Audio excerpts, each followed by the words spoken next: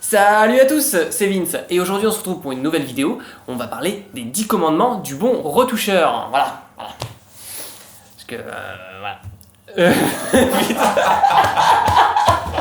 Ouais, ça fait un couille dès le début. Non, assieds-toi. Pareil, un peu plus. Tu fais plus long que d'habitude le sale. Parce que D'habitude tu le fais. même c'est une direction qui est en train de prendre ma chaîne, tu vois, une D'accord, direction artistique, dans le sens où je taffe mes intros. Premier commandement. En RAW, tu shooteras. Alors ça, c'est vraiment important pour ne pas sous-exploiter tout simplement son matériel. Parce que si vos appareils photo coûtent si cher, c'est parce que aussi ils peuvent enregistrer en RAW. Et donc le RAW, je le rappelle, c'est un format brut de capteur. Donc en gros, c'est un super fichier image qui va empiler différentes couches d'informations qui sont faites pour être exploité en retouche par la suite. Contrairement au JPEG qui lui compresse énormément les données. Deuxième commandement, de tuto tu t'abreuveras. Alors il est vraiment important dans le domaine de la retouche, qui est un domaine qui évolue constamment. Discrètement. Alors il est vraiment important que dans les domaines tels que la retouche, qui est un domaine qui évolue constamment, à cause des nouveautés, à cause des mises à jour, à cause des techniques qui sont trouvées, de rester informé continuellement et donc de se former. Aussi dans Photoshop, il y a 1001 manières d'arriver à un même résultat, donc il faut trouver la manière qui vous correspond en termes de temps, en termes d'efficacité et en termes de rendu. Aussi s'inspirer de la manière dont les photographes qui sont les formateurs travaillent, c'est une chose vraiment importante pour créer vos propres habitudes de travail. Troisième commandement, tu pratiqueras encore et encore. Alors en effet, la théorie c'est bien, mais la pratique c'est vachement important aussi.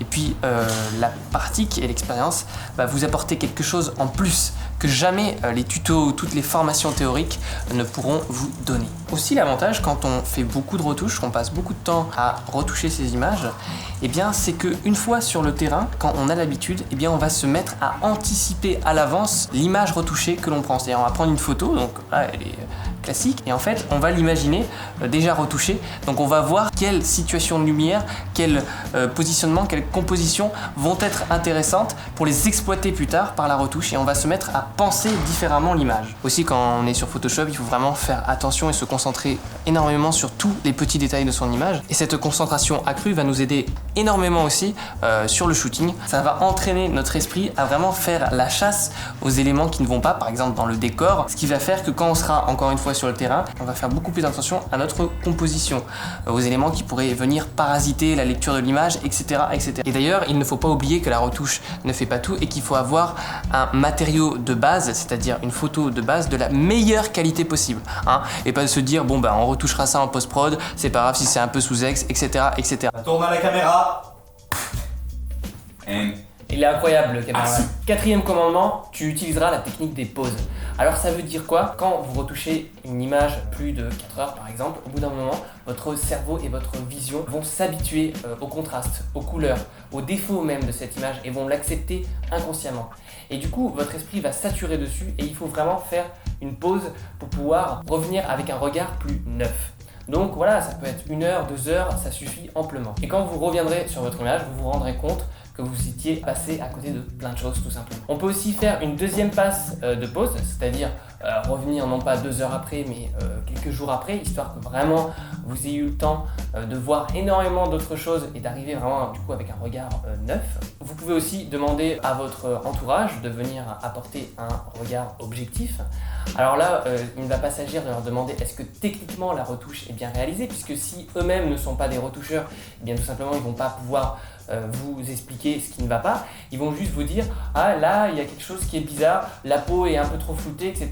Et c'est à vous après, c'est votre travail de déterminer ce qui ne va pas techniquement parlant. Cinquième commandement, tu n'enverras jamais de photos non retouchées. Alors il faut savoir que pour moi et pour la plupart des retoucheurs, une photo qui n'est pas retouchée n'est tout simplement pas finie. Et il faut que vous le fassiez comprendre aux clients pour qui vous travaillez, à la modèle pour qui vous shootez, etc., etc. Il faut vraiment leur faire comprendre que le travail sur le shoot, sur le terrain, c'est 50% et qu'il reste encore 50% à faire sur l'ordi. Et ça, c'est vraiment important. Pareil, ça ne sert à rien d'envoyer un RAW à vos modèles. Elles, ce qu'elles veulent, c'est des JPEG compressés pour pouvoir les mettre sur internet, sur Insta, sur Facebook, etc., etc. Et puis c'est sûr, dès que vous allez développer un certain style de retouche, d'ailleurs moi-même parfois je prends des photos, je sais qu'elles vont être retouchées par la suite, donc je les expose d'une certaine manière, etc.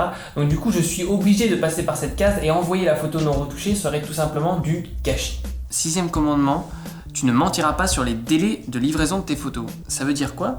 Ça veut dire que ça sert à rien de dire que vous allez retoucher vos photos en 2 semaines si 2 mois plus tard vous avez toujours pas commencé. Car tout simplement si vous mentez, vous allez vous mettre dans le pétrin après. Donc voilà, il faut que vous sachiez expliquer donc à la personne que vous prenez en photo que la retouche ça prend du temps, que vous avez d'autres projets avant, etc., etc. et qu'elle l'accepte. 7e commandement.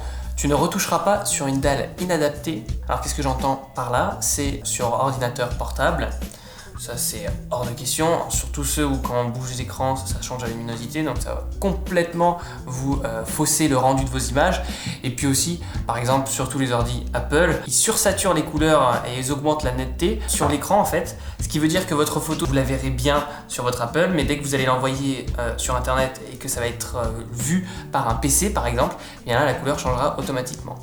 Et bien sûr, il faut calibrer le plus possible ces écrans, donc avec des sondes adaptées. Voilà, parce que c'est sûr que quand on passe des heures à retoucher les couleurs, les contrastes et tout, et qu'à la fin ça apparaît totalement différent sur l'écran du voisin, c'est quand même un gâchis de temps phénoménal. 8e commandement, tu ne pousseras pas les curseurs trop loin. Ça veut dire quoi? Ça veut dire que c'est inutile de booster à fond tous les curseurs dans Lightroom. C'est inutile de rajouter des filtres et des filtres et des filtres pour que l'image soit plus jolie. En fait, la retouche, c'est une succession d'étapes subtiles qui va faire un travail de qualité. Pareil, si vous appliquez un effet et que ça n'apporte rien à l'image de façon visuelle et de façon immédiate, vous préférez le désactiver. Par contre, ce que vous pouvez faire, c'est tester les combinaisons de plugins et de filtres ou de presets par exemple, qui sont proposés par les différents logiciels pour trouver des interprétations possibles de votre image. Des interprétations de couleurs, des interprétations de lumière, de contraste, etc., etc. Mais ça sert à rien de tous les combiner en espérant avoir un résultat du coup mieux. 9e commandement, tu iras assidûment voir le travail des autres. Qu'est-ce que j'entends par là? J'entends que vous irez voir le travail d'autres photographes, le travail d'autres retoucheurs que vous appréciez. Vous essaierez de trouver les images en la meilleure qualité possible pour pouvoir zoomer et bien voir comment elles sont constituées. Aussi, c'est bien d'aller dans les musées pour voir en fait donc les tableaux, pour voir chercher des couleurs, chercher des lumières, pareil, et chercher l'agencement des formes pour voir qu'est-ce qui est harmonieux et qu'est-ce qui ne l'est pas. Par exemple, sur les portraits en peinture, c'est vraiment bien d'étudier comment ils ont été faits, voire d'apprendre un petit peu le dessin pour quand on retouche après, avoir inconsciemment même des idées de quelle proportion devrait avoir telle partie du visage, etc. pour pas que après il y ait des trucs qui soient déformés et que l'image paraisse bizarre tout simplement.